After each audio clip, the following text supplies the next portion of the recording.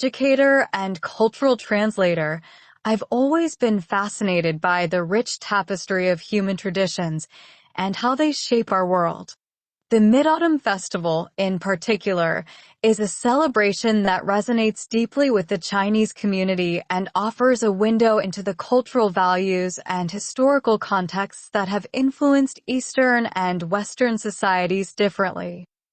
Despite growing up in a Western society, I was fortunate to be familiar with the subtleties of Eastern philosophies like Confucianism, Taoism, and Buddhism thanks to my father and his own studies as a disciple of Alan Watts.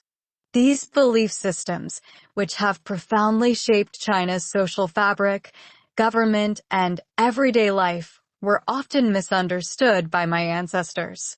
The examples from 19th century Americans indicates that these beliefs were perceived as incompatible with Western values, fostering a misconception that Chinese immigrants at that time were incapable of integrating into American society. This was a notion I am always eager to challenge and clarify. The Mid-Autumn Festival, with its emphasis on the moon and lunar cycles, contrasts sharply with Western celebrations that are often solar-centric. This difference in cultural affinity towards celestial bodies is not just a matter of belief and ritual, but also reflects our diverse ways of connecting with the natural world. The festival is a time to appreciate the moon's beauty and to honor the traditions that have been passed down through generations. One of my most cherished memories of the Mid-Autumn Festival was experiencing it with a Chinese family in Guangzhou. We sat together under the moon's gentle glow, sipping tea and sharing stories.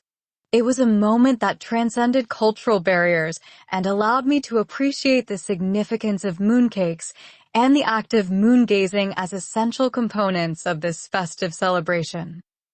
However, it's important to acknowledge the historical misconceptions that have surrounded non-Christian religions.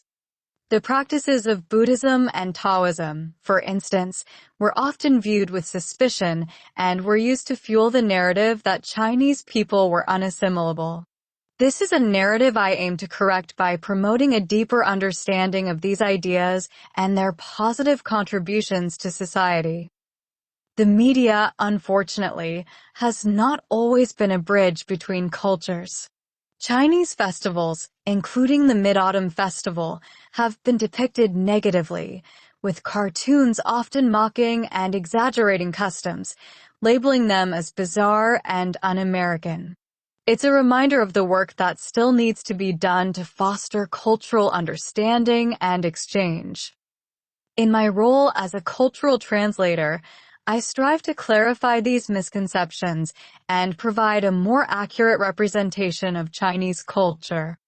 I believe that by sharing personal experiences, like my own encounter with the Mid-Autumn Festival, we can create a more comprehensive and empathetic view of traditions that may seem foreign at first glance.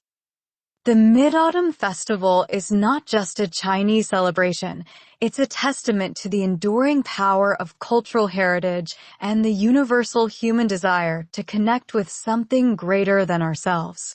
As we look to the future, it's my hope that we can continue to learn from each other's traditions, finding common ground in our shared humanity, and celebrating the diversity that makes our world so vibrant and alive.